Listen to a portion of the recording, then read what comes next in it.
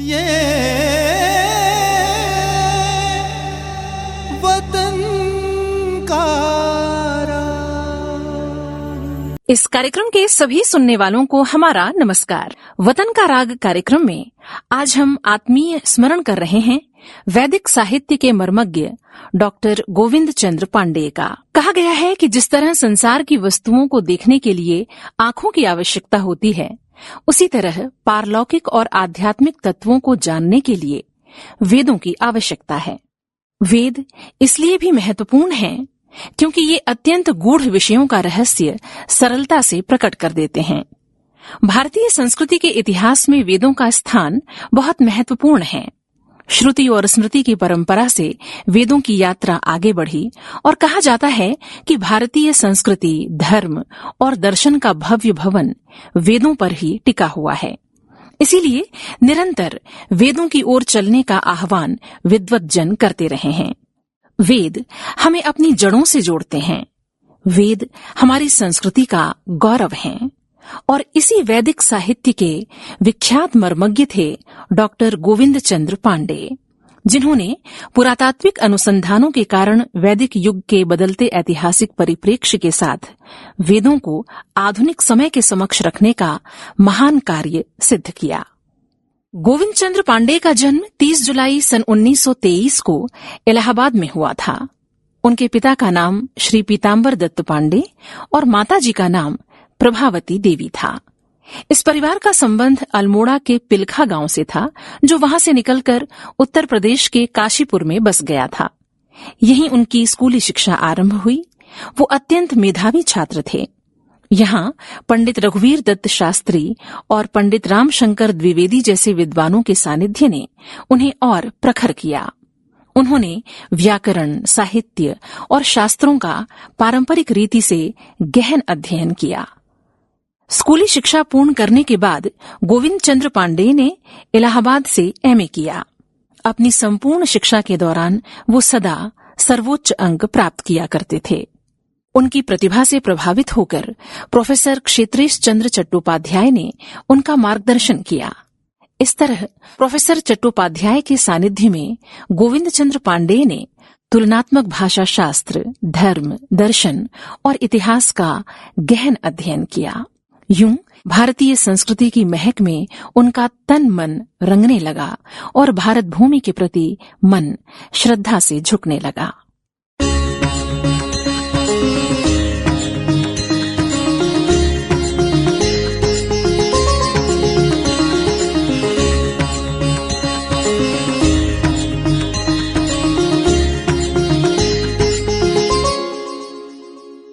जय जय भारत भूमि भवानी, जय जय भारत भूमि भवानी, जय जय भारत भूमि भवानी, जय जय भारत भूमि भवानी। अमरों ने भी तेरी महिमा बारंबार बखानी।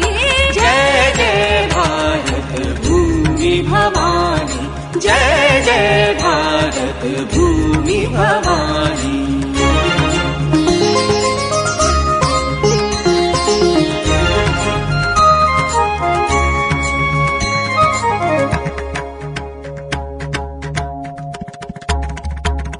तेरा चंद्र वदन वर विकसित शांति सुधा बरसाता है।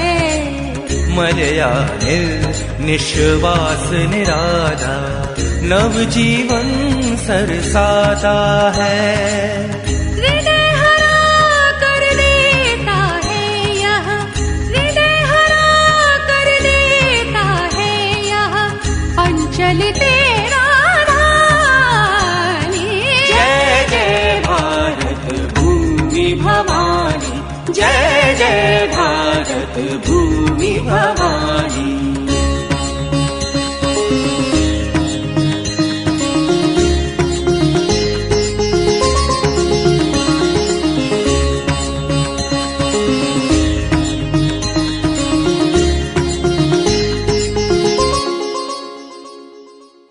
उच्च हृदय हिमगिरि से तेरी है। और करुण कालिंदी हमको प्लावित करती रहती है। मौन मग्न हो रही देख कर, मौन मग्न हो रही देख कर, सरस्वती विधिवाणी। जय जय भारत भूमि भवानी, जय जय भारत भूमि भवानी।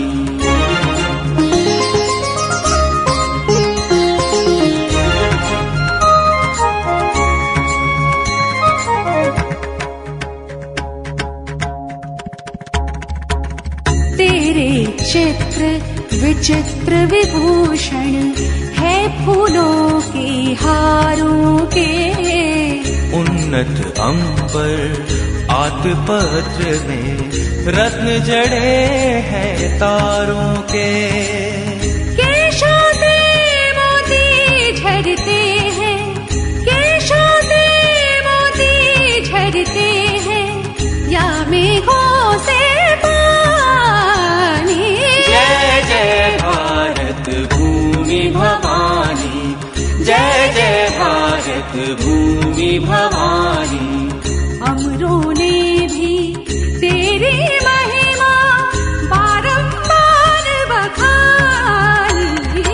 जय जय भारत भूमि भवानी, जय जय भारत भूमि भवानी।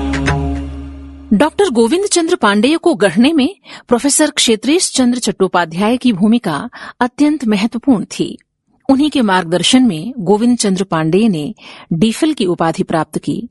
इस शोध के दौरान ही उन्होंने पाली, प्राकृत, फ्रेंच, जर्मन और बौद्ध चीनी भाषाओं का भी गहन अध्ययन किया और कुछ समय के बाद इलाहाबाद विश्वविद्यालय से ही डीलिट की उपाधि प्राप्त की। इसके बाद उन्होंने इलाहाबाद विश्वविद्यालय में इतिहास विभाग में सहायक प्रोफेसर और एसोसिएट प्रोफेसर के रूप में कार्य किया। 10 वर्ष सेवाएं देने के बाद सन 1957 में गोविंद चंद्र पांडेय प्राचीन इतिहास, संस्कृति और पुरातात्विक विषय के प्रोफेसर आचार्य होकर गोरखपुर विश्वविद्यालय पहुंचे। अपने लंबे कार्यकाल के दौरान वो राजस्थान विश्वविद्यालय के उपकुलपति भी रहे। अनेक महत्वपूर्ण दायित्वों का निर्वहन करते हुए डॉक्टर गोविंद चंद्र पांडेय ने भारतीय उच्च अध्ययन संस्थान शिमला के निदेशक, केंद्रीय तिब्बती अध्ययन विश्वविद्यालय सारनाथ के अध्यक्ष और इलाहाबाद संग्रहालय के अध्यक्ष पद को भी सुशोभित किया। भारत सरकार की अनेक महत्वपूर्ण समितियों में सदस्य के रूप में जुड़कर उन्होंने सकारात्मक भूमिका निभाई। इसके साथ ही देश विदेश में आयोजित होने वाली महत्वपूर्ण बौद्धिक संगोष्ठियों में भागीदारी करके उन्होंने अपने ज्ञान और विचार से उन्हें समृद्ध किया। इन महत्वपूर्ण जिम्मेदारियों के साथ साथ डॉक्टर गोविंद चंद्र पांडेय का अध्ययन और शोध का कार्य भी निरंतर जारी रहा। हिंदी, संस्कृत और अंग्रेजी में उन्होंने 40 के करीब ग्रंथ लिखे। इसके साथ ही उनके लगभग 200 शोध प्रबंध प्रकाशित हुए। उनका संपूर्ण सृजन एक धरोहर की तरह है, जिससे भारतीय संस्कृति की आत्मा झांकती है और मन राष्ट्र गौरव से भर उठता है। जय जय भारत माता, जय जय भारत माता, जय जय भारत माता।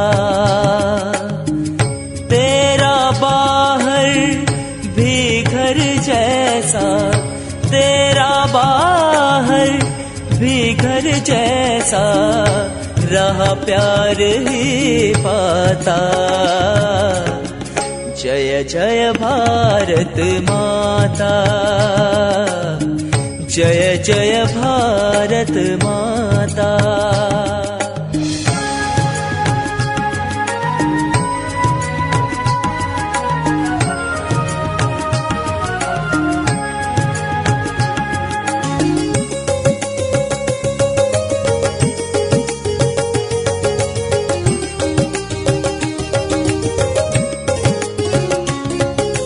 ऊंचा हिमालय तेरा, उसमें कितना दर्द भरा।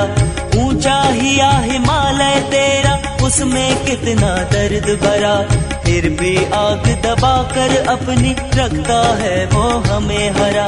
फिर भी आग दबाकर अपनी रखता है वो हमें हरा।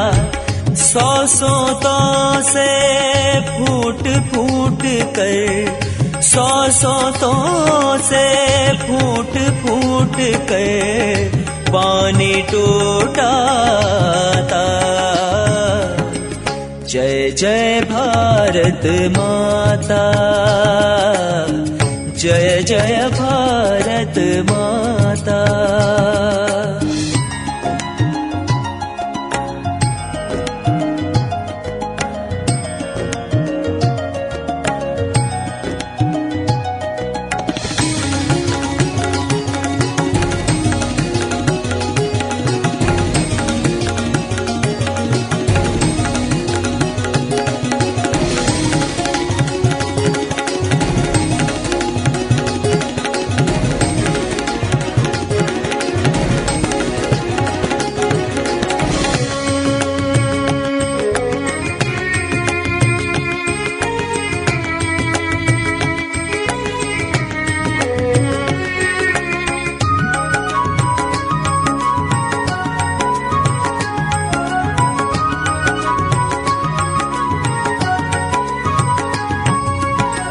कमल खिले तेरे पानी में, धरती पर है आम फले। उस धानी आंचल में आहा, कितने देश विदेश पले। भाई भाई लड़े भले ही, भाई भाई लड़े भले ही, टूट सका क्या नाता। जय जय भारत माता, जय जय भारत माता।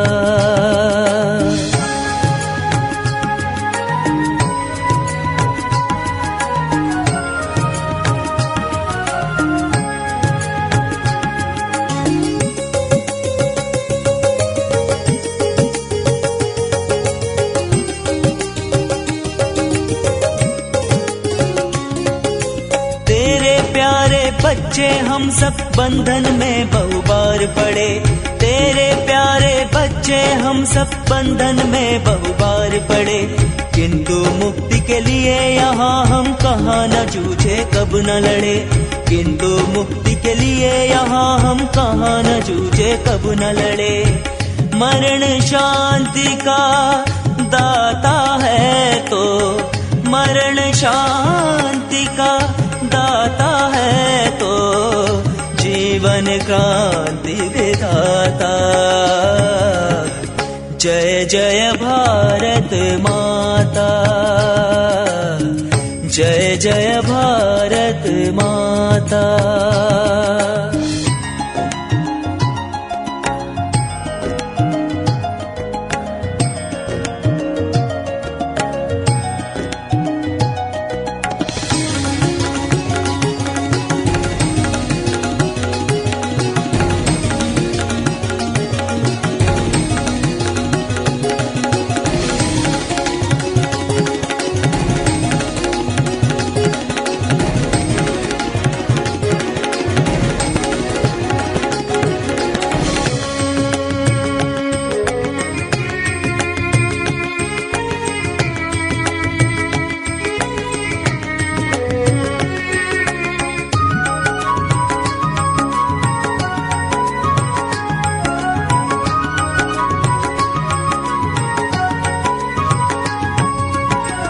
तेरी लाल दिशा में ही माँ चंद्र सूर्य चिरकाल उगे।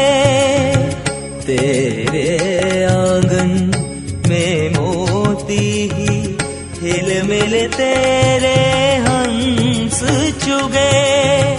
सुख बढ़ जाता दुख घट जाता, सुख बढ़ जाता दुख घट जाता, जब वह है लपट जाता। जय जय भारत माता, जय जय भारत माता, जय जय भारत माता। तेरा बाहर भी घर जैसा, तेरा बाहर भी घर जैसा, रहा प्यार ही पाता। जय जय भारत माता, जय जय भारत माता, जय जय भारत माता, जय जय भारत माता। भारतीय संस्कृति, दर्शन, साहित्य और इतिहास उनके चिंतन और सृजन का केंद्रीय विषय थे। इन विषयों पर उनके लिखे अनेक आलोचनात्मक शोध ग्रंथ, काव्य ग्रंथ तथा विविध शोध आलेख भारत के साथ ही विदेशों में भी प्रकाशित हुए। डॉक्टर गोविंद चंद्र पांडे की प्रमुख रचनाएं हैं भारतीयता के मूल स्वर, दर्शन विमर्श, सौंदर्य दर्शन विमर्श, बौद्ध धर्म के विकास का इतिहास, मूल्य मीमांसा, साहित्य, संस्कृति और सौंदर्य, शंकराचार्य, विचार और संदर्भ, भारतीय समाज, भक्ति दर्शन विमर्श, भागीरथी, वैदिक संस्कृति आदि। उन्होंने ऋग्वेद के 3 से 7वें मंडल तक का हिंदी अनुवाद भी प्रस्तुत किया है। उनकी रचनाएं उनकी चिंतन परिधि को व्याख्यायित करती हैं। उनके ग्रंथ वैदिक काल से लेकर आधुनिक युग तक के इतिहास, धर्म और दर्शन का तार्किक अनुशीलन प्रस्तुत करते हैं। उनके लेखन में कोई पूर्वाग्रह या वैचारिक संकीर्णता नहीं है। डॉक्टर गोविंद चंद्र पांडे एक तरफ बौद्ध दर्शन का अध्ययन करते हैं तो दूसरी तरफ आदि शंकराचार्य की विचारधारा पर विमर्श भी करते हैं। वो एक तरफ संस्कृति के अध्येता हैं तो दूसरी ओर समाज शास्त्र की उपेक्षा भी उन्होंने नहीं की। वो सामान्य तौर पर परंपरावादी कहलाते हैं, जबकि वो स्वयं परंपरा को सांस्कृतिक चेतना का प्रवाह मानते हैं। उनकी पुस्तक वैदिक संस्कृति में धर्म, दर्शन और विज्ञान की सामग्री के विश्लेषण में आधुनिक पाश्चात्य और पारंपरिक भारतीय दोनों प्रकार की व्याख्याओं की समन्वित समीक्षा की गई है और यही शैली उनकी अन्य रचनाओं में भी दिखाई देती है। सच तो यह है कि उनकी वृत्ति सर्वग्राही है। वो प्राचीन भारतीय संस्कृति को सभी विचारधाराओं की सलीला मानते हैं। एक बार उनके एक मित्र ने पूछा कि वेदों पर इतना कुछ लिखा जा चुका है, फिर आप नया क्यों लिख रहे हैं? इस पर डॉक्टर गोविंद चंद्र पांडे ने कहा, एक तो नए पुरातात्विक अनुसंधानों के कारण अब वैदिक युग का ऐतिहासिक परिप्रेक्ष्य बदल रहा है। दूसरे, औपनिवेशिक युग के विद्वानों ने जो वेद पर लिखा है उनमें अधिकांशतया वैदिक देवाख्यानों पर तुलनात्मक मिथकीय विज्ञान की दृष्टि प्रधान रही है, तत्व जिज्ञासा की दृष्टि नहीं। समूचे वैदिक धर्म का आकलन भी इन विद्वानों के लिए इस परिप्रेक्ष्य में किया जाना चाहिए जिसमें धर्म के इतिहास की कल्पना मैक्स मूलर और अन्य विद्वानों, विशेषकर मानव विज्ञानियों ने की है। डॉक्टर गोविंद चंद्र पांडे ने इसी जमीन पर अपना शोध और लेखन किया। उनके अतुलनीय योगदान को देखते हुए अनेक प्रतिष्ठित सम्मानों के साथ साथ भारत सरकार ने उन्हें पद्मश्री से अलंकृत किया। 21 मई सन 2011 को उन्होंने अंतिम सांस ली। नमन ऐसी महान विभूति को।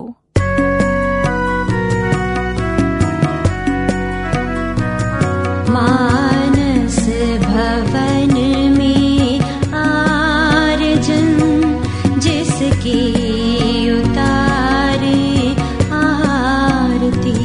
मानस भवन में आर्यजन जिसकी उतारे आरती।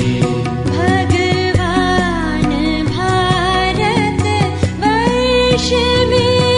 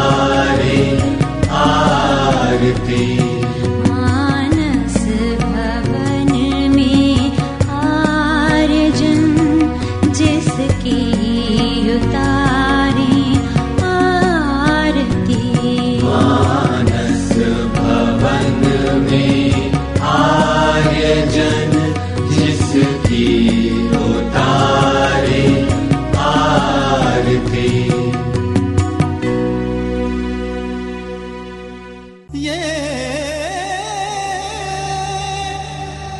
वतन का